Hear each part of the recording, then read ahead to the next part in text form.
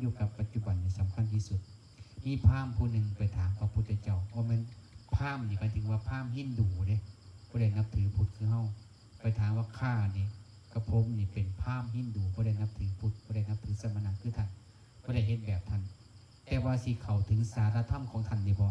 เป็นผู้เฒ่านี่เอาว่ามันไม่รุ่นสิไปวัดซุมือคือวัยรุ่นบ่ได้สิไปย่างจงกรมไปเฮ็ดคือคนหนุ่มคนสาวคือพอออกไม่ออกบ่ได้สิเข้าถึงสารธรรมแก่นธรรมของท่านได้บ่เฮ็ด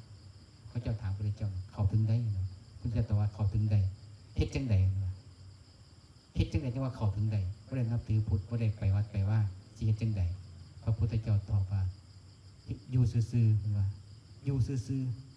ๆเอาง่ายว่าง่ายอยู่ซื่อๆบ่ต้องเฮ็ดอีหยังเพิ่นว่าอยู่ซื่อๆก็คืออยู่เฉยๆให้เฉยทั้งกายและเฉยทั้งจิตเด้บัดนี้บ่แม่นนั่งซื่อๆนั่งคิดบ่แม่นเด้จิตก็ให้เฉยๆนำก็ให้ฮู้ซื่อๆฮู้เฉยๆบ่ให้ยึดอีหยังจักอันเฮ็ดซื่อๆอยู่กับปัจจุบันมีสติอยู่ซื่อๆอันนี้คือสาระธรรมที่สุดเลยบ่เป็นอีหยังกับอีหยังบ่เอาอีหยังกับอีหยังก็คือการปล่อยวางที่เพิ่นสรุปไปสัพเพธัมมานารังอภินิเวสายะสิ่งทั้งหลายทั้งปวงหรือธรรมทั้งหลายทั้งปวงไม่ควรยึดมั่นถือมั่นแม้แต่สภาวะธรรมอันใดก็ตามเพิ่นก็บ่ให้ยึดมั่นถือมั่น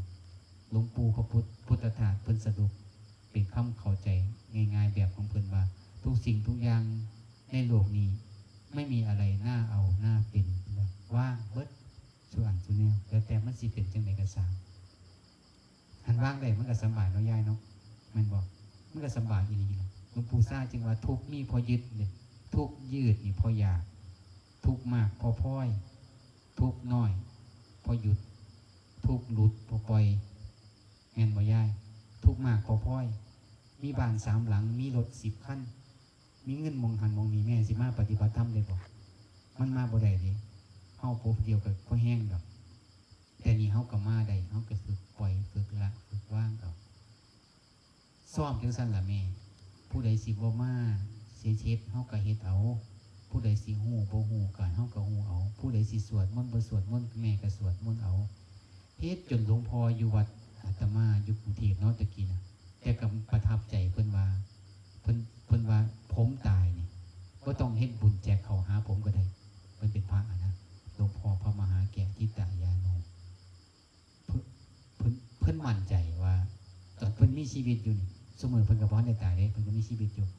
เฮ็ดมาคักแล้วนะว่าสิเป็นการให้ทานการสร้างวัดการปลูกต้นไม้การภาวนาคือเพิ่นมั่นใจว่าบ่ต้องเฮ็ดบุญแจกข้าวหาผมก็ได้เพิ่นว่าที่ผมมีชีวิตอยู่